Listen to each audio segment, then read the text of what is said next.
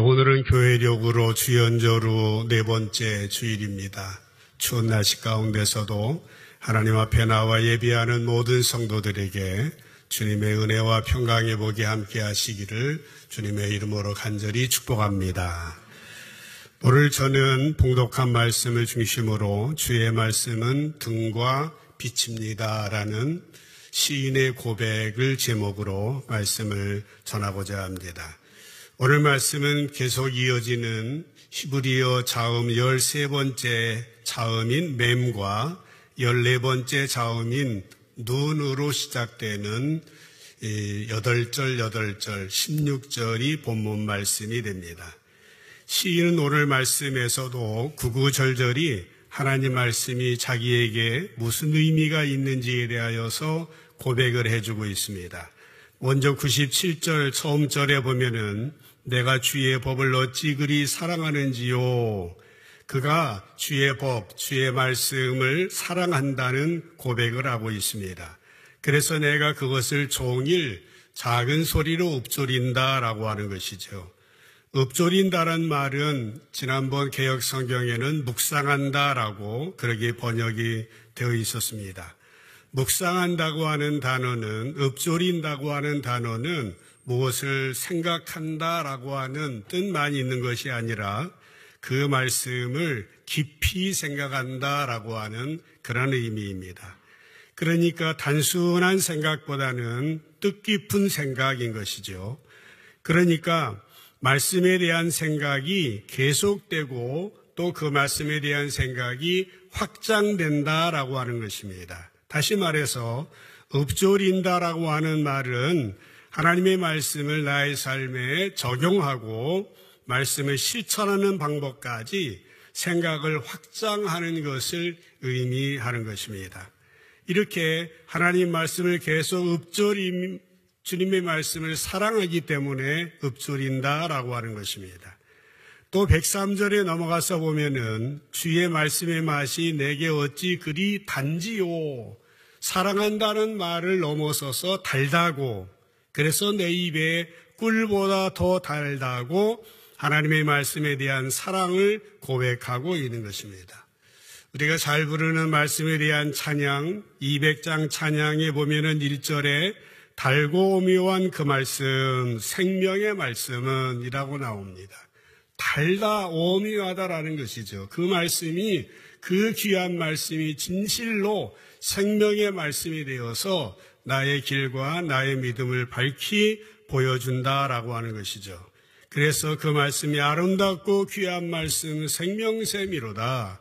아름답고 귀한 말씀 생명샘이로다. 이렇게 고백을 하고 있습니다. 우리가 신앙생활을 하면은 항상 기본이 말씀, 기도와 말씀이지 않습니까? 이제 말씀을 볼 때에 옛날 같으면은 성경책의 그 두께가 벽에 하기에 딱 맞아서 말씀을 보면은 수면제도 되고 비구자면은 잠도 잘 오고 그런 분들도 없지 않았습니다만은 어느 땐가는 신앙생활을 하면서 하나님의 말씀에 대해서 감동을 하고 그 말씀의 은혜를 받고 그 말씀에 흠뻑 빠질 때가 있습니다. 그래서 우리는 말씀이 참 달다, 말씀이 참 좋다라고 고백을 하게 되는 것이죠. 이렇게 우리가 고백할 때 우리의 믿음은 변화되겠죠. 우리의 믿음은 성장하게 되어지는 겁니다. 성숙한 사람이 되어지는 거죠. 생각의 깊이가 깊어지고 생각의 폭이 넓어지게 되어지는 것이죠. 교회들마다 그렇습니다만은 여러 가지 성경 공부의 과정이 있습니다. 이제 매주 공부하는 꿀송이 성경 공부, 성경 문답지인데요. 이제 지난해부터 한 10여 년 이상 계속해 왔지만은 지난해부터 새로운 스타일로 이제 말씀을 더 잘 여러분이 이해하실 수 있도록 꿀송이 성경 공부라고 하는 그 성경 공부를 하고 있습니다. 아직도 뭔지 잘 모르시는 분들은 이제 밴드에 들어가면 나오고 또 들어오시면은 현관에 그 성경 공부 문답집이 있습니다.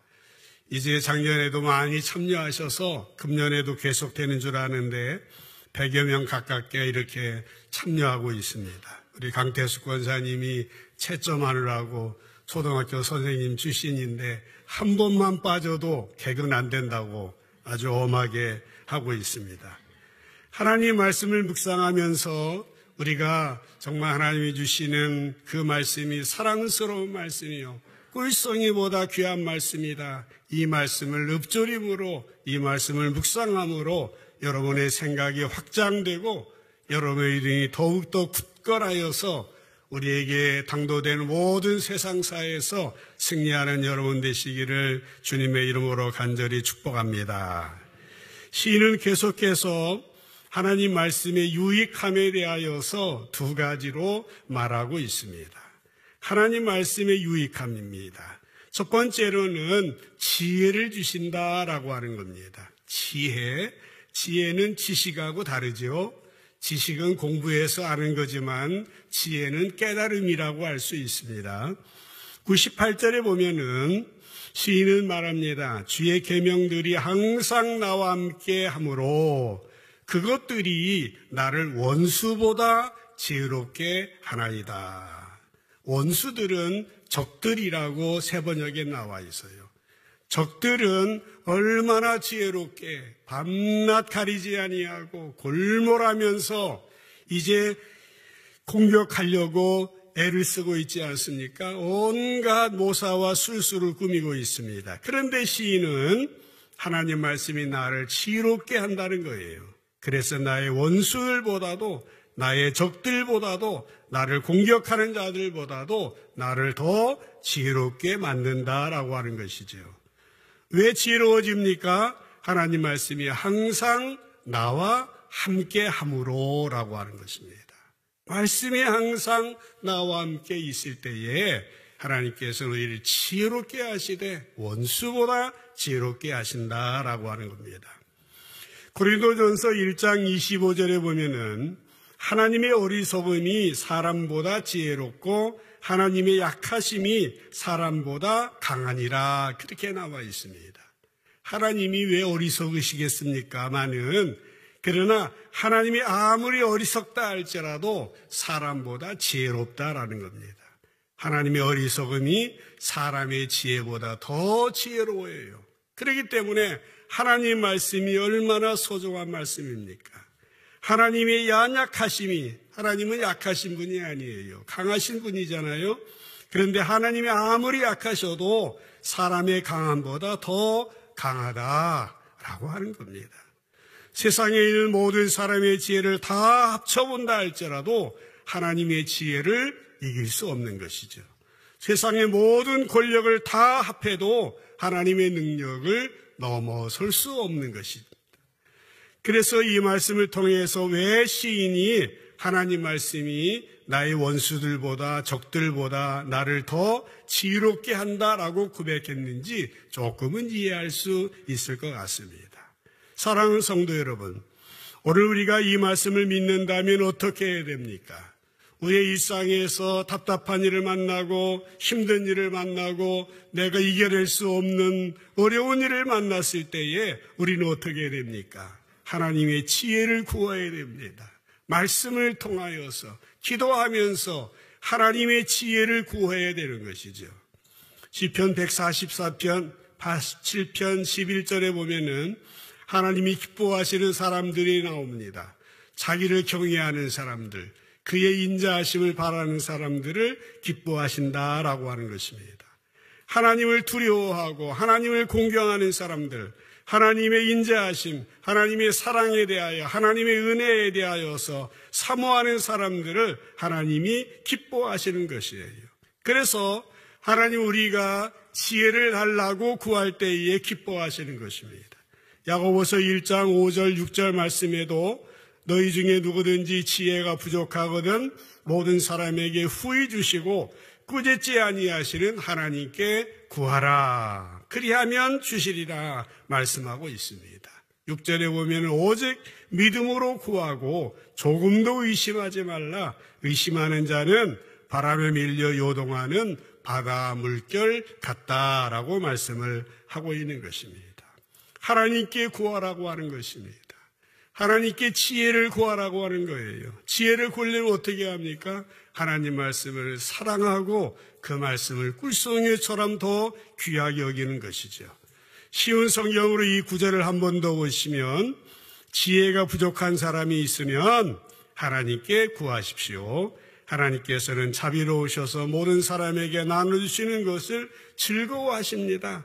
따라서 여러분이 필요로 하는 지혜를 주실 것입니다. 하나님께 구할 때는 믿고 구해야 됩니다. 조금도 의심하지 마십시오.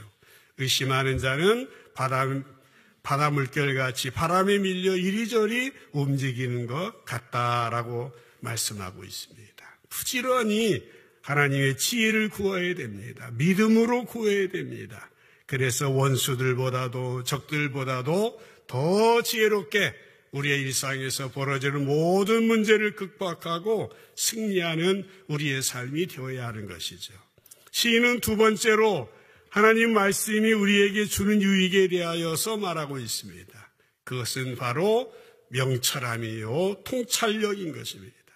통찰력을 준다. 9절에 보면은 19절에 보면은 내가 주의 증거들을 늘 읊조림으로 나의 명철함이 모든 스승보다 나으며 라고 말했습니다. 지혜를 여기는 명철이라고 표현을 하고 있고 쉬운 성경에는 통찰력이라고 번역을 했습니다. 나는 나의 스승들보다 더 많은 통찰력이 있습니다. 왜 그러냐? 내가 주의 법규들을 깊이 생각하고 있기 때문입니다. 라고 말씀하고 있습니다. 하나님 말씀 우리를 지혜롭게 합니다. 명철하게 합니다. 우리에게 통찰력을 주는 것입니다.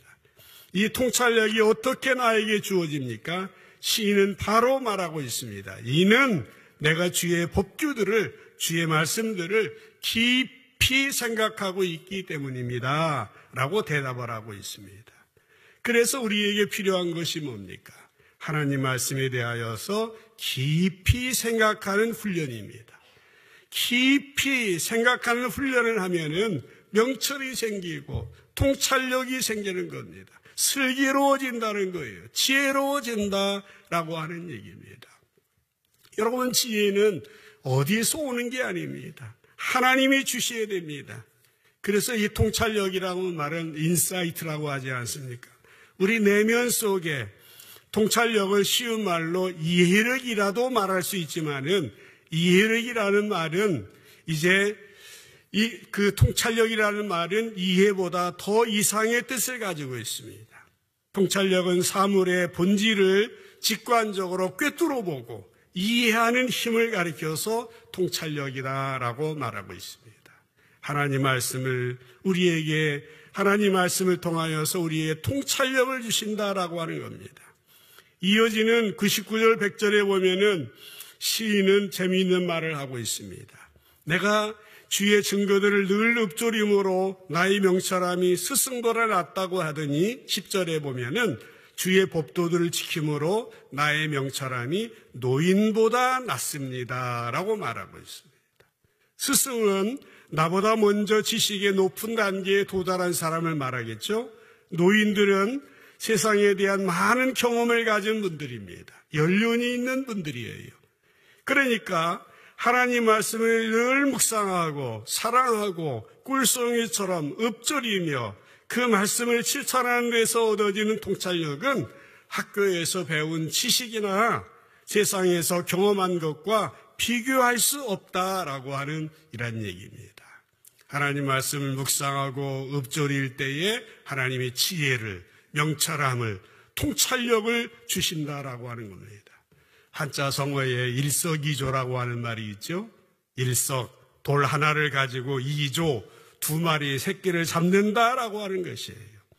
오늘 시인은 하나님 말씀을 묵상함으로 지혜를 얻고 통찰력을 얻을 수 있다. 두 마리 새를 한꺼번에 잡을 수 있다라고 말하고 있습니다. 그러므로 우리가 하나님 말씀을 깊이 묵상하는 그 일을 소홀히 할 수는 없는 것입니다. 지혜롭기를 원하십니까? 통찰력을 얻기를 원하십니까? 하나님 말씀을 깊이 묵상함으로 말미암아 행복한 삶을 누리실 뿐만 아니라 하나님 나라를 위하여서 귀하게 쓰임받는 여러분 되시기를 주님의 이름으로 간절히 축복합니다. 두 번째 단락에 넘어가서 보면은요, 105절에 오늘 요절의 말씀입니다마는 주의 말씀은 내 발의 등이요 내 길의 빛입니다 라고 고백을 하고 있습니다. 주의 말씀은 내 발의 등이다. 등은 여러분 어느 때 등이 비춥니까? 캄캄할 때 비추지 않겠습니까?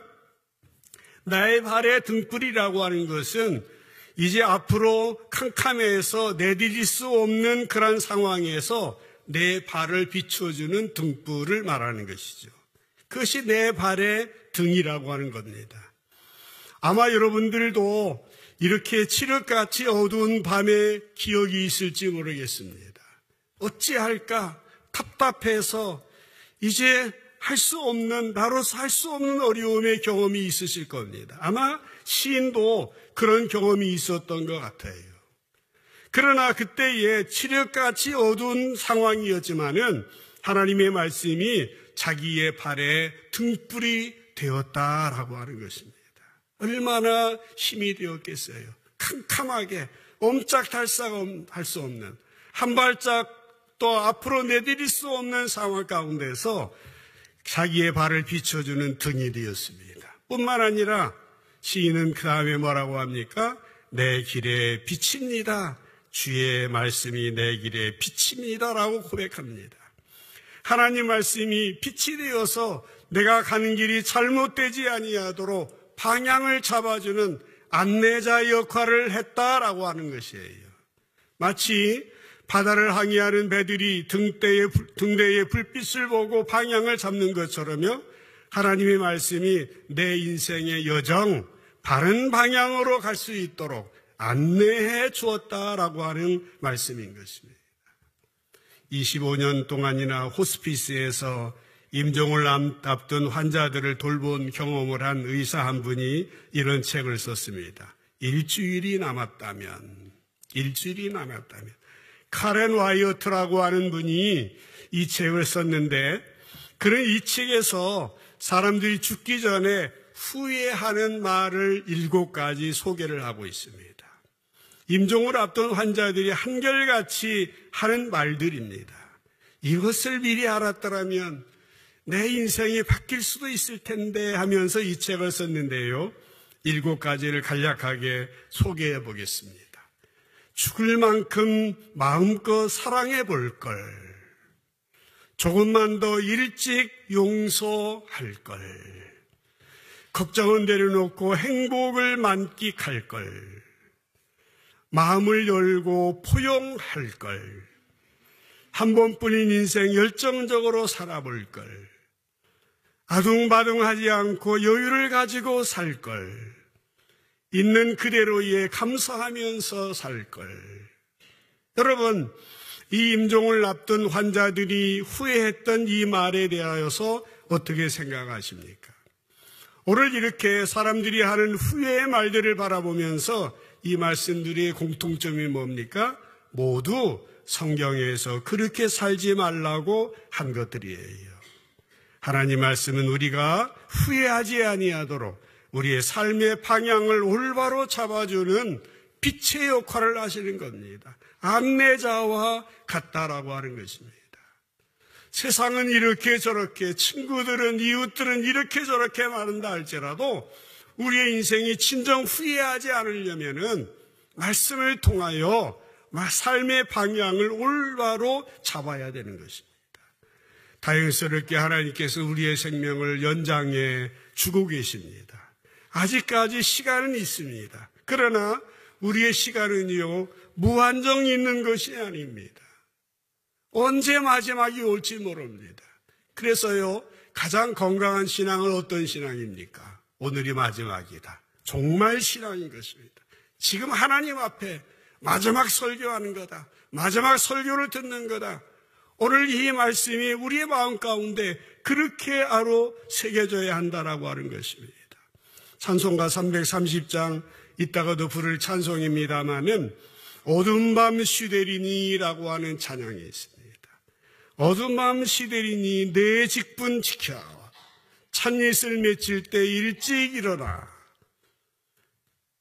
해돋는 아침부터 힘써서 일하라. 일할 수 없는 밤이 속히 오리라 라고 말씀을 하고 있습니다. 사랑하는 여러분, 아직 시간이 있을 때에, 그래도 이만큼 건강할 때, 이만큼 조건이 있을 때에 하나님 말씀을 읽고 묵상해야 됩니다. 그 말씀을 통하여 지혜를 얻고 명철함을 얻고 삶에 대한 통찰력을 얻어야 됩니다. 그래야 후회 없는 인생을 살아갈 수 있게 되어지는 것입니다.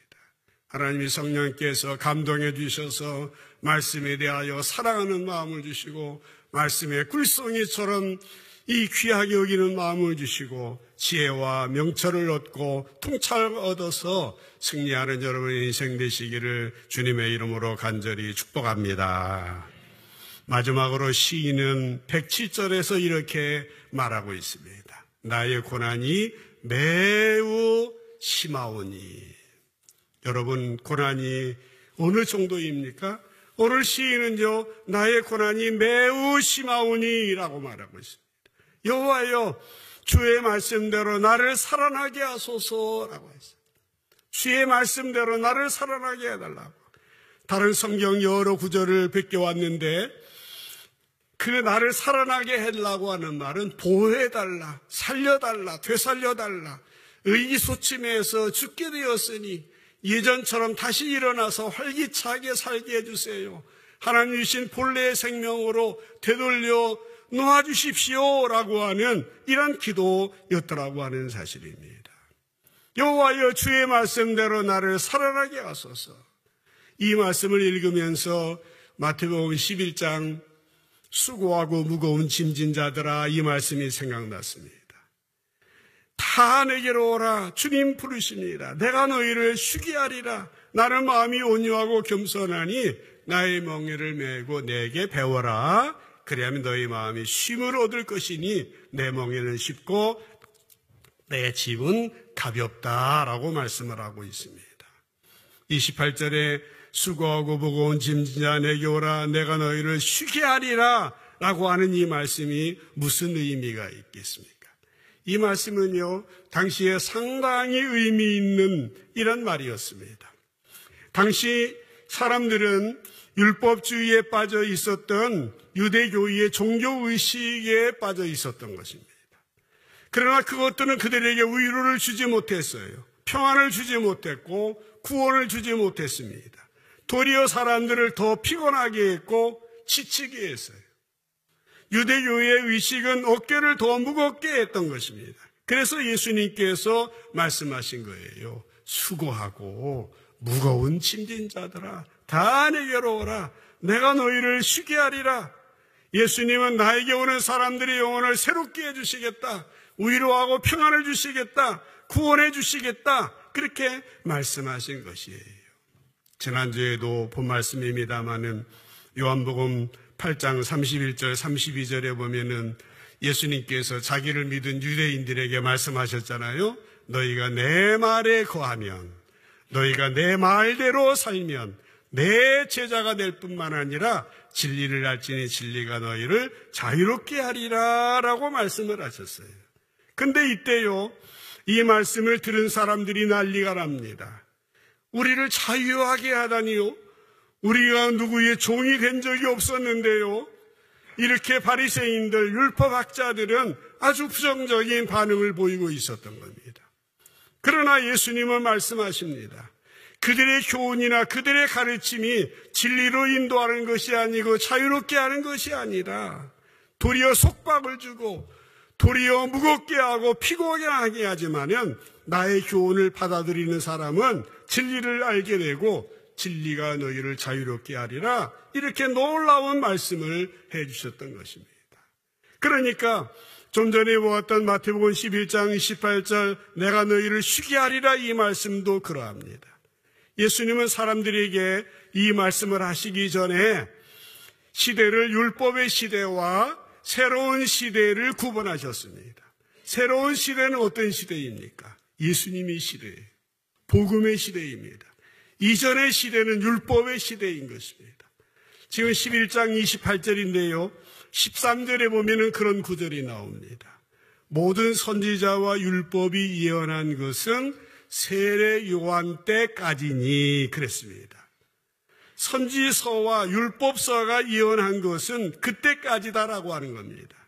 예수님은 율법의 시대는 구약의 예언자들이나 선지자들이나 세례 요한까지로 끝이 났다 하면서 이제 나를 통하여 새로운 복음의 시대가 열렸다라고 선포하시는 것입니다.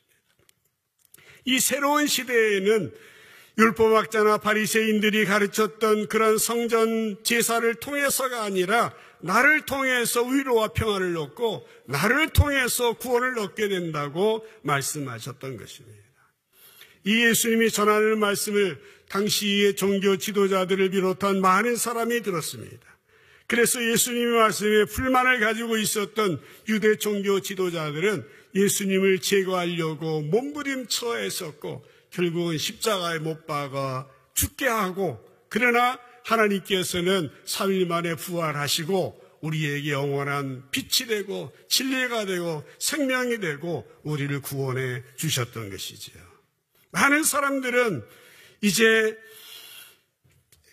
일부의 사람들은 예수님을 거부했지만은, 제거하려고 했지만은, 많은 사람들은 이 말씀을 듣고 수고하고 무거운 짐진 자 다 내게로 오라. 내가 너희를 편히 쉬게 하리라. 자유함을 주리라. 주신 말씀대로 경험했던 것이에요. 오늘 시인도 그러하였습니다.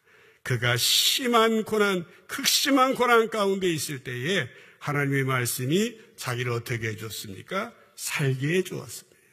소성케 해주었다라고 하는 것입니다. 사랑하는 성도 여러분, 어떠한 상황을 만난다 할지라도 하나님 말씀을 통하여 지혜와 통찰력을 얻으시기를 바라며, 하나님 말씀을 통하여 다시 살아나는 역사, 소성케 되는 역사가 일어나게 되기를 주님의 이름으로 간절히 축복합니다. 유명한 덴마크의 철학자 키에르케고르라고 하는 사람이 있었습니다. 이 사람은 그 신학을 공부한 신학자였습니다. 시인이기도 했고 사회 비평가이기도 했는데요. 그는 교회를 엄청나게 비판한 사람이었습니다. 그런데 그는 헤겔의 관념론이나 임마누엘 칸트의 형식주의를 싫어하면서 이제 새로운 철학의 흐름을 만들어냈습니다. 그것이 이른바 실존주의 철학이라고 하는 겁니다. 이렇게 교회를 극심하게 비판했던 사람이 이런 놀라운 말을 했습니다. 그는 말합니다. 하나님 말씀을 읽을 때는 끊임없이 자신에게 이렇게 말하라고 하는 겁니다. 이 말씀은 나에게 주시는 말씀이야 라고 말해야 된다고 하는 겁니다. 나에게 주시는 말씀이야. 지난주일인가 그 전주에 권사님 한 분이 식당에서 목사님 오늘 설교 저 들으라고 하셨죠? 그러더라고요. 그래서 권사님만 생각한 게 아니라 모든 성도를 생각하고 한 건데 말은 안 했습니다. 웃고만 넘어갔는데 그렇게 각자가 설교자도 설교를 듣는 사람처럼 받아들여야 됩니다. 아, 이 말씀은 나에게 주시는 말씀이다. 내 남편, 내 부모, 내 자식에게 주는 말씀이 아니라 나에게 주신 말씀이다. 한번 따라 합시다. 이 말씀은 나에게 주시는 말씀이다. 이런 고백이 있어야 됩니다. 그렇습니다. 하나님께서는요, 당신의 백성들이 힘든 고통의 시간을 혼자 겪도록 내버려 두시지 않습니다. 하나님은 우리가 고통의 시간을 혼자 겪지 않도록 우리들에게 공동체를 주셨습니다. 믿음의 지체들을 허락해 주셨습니다. 서로 사랑하고 서로 위로하며 서로 용납하며 서로 배려하며 서로 함께 축복하면서 살아가면서 혼자 그 어려운 고통의 시간을 고난 속에 있지 않도록, 혼자 겪지 않도록 주님이 우리의 공동체를 주셨다고 하는 사실입니다.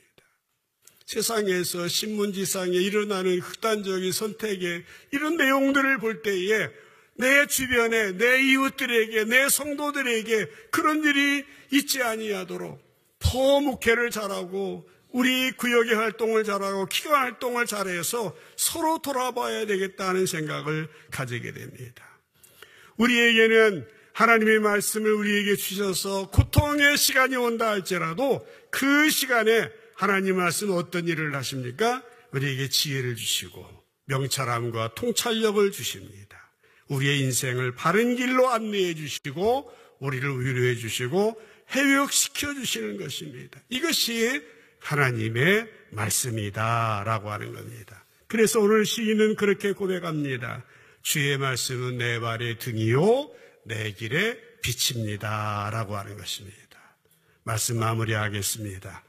오늘 말씀을 통하여 원수보다도 스승보다도 노인보다도 더 말씀을 통하여 지혜로워지기를 바랍니다. 어둠과 칠흑같이 캄캄한 상황 속에서도 주님 주시는 말씀이 여러분의 발에 등이 되시고 여러분의 길에 빛이 되어져서 정말 어떠한 경우에도 방황하거나 실족하거나 삐뚤어지지 아니하고 주님이 원하시는 바른 길로 주님이 기뻐하시는 일을 감당하며 행복한 인생, 승리하는 신앙인들 모두 되시기를 주님의 이름으로 간절히 축원합니다. 기도합시다.